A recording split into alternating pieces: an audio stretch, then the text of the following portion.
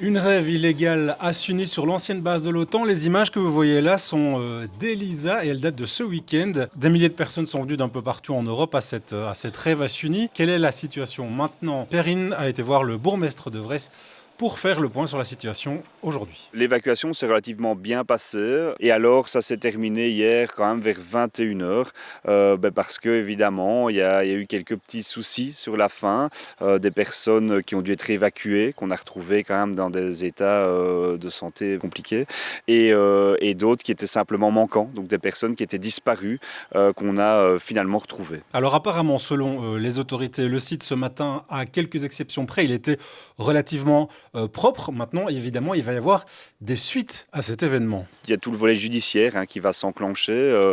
Il y a des véhicules qui ont été abandonnés. Il y a différents contrôles qui ont été réalisés.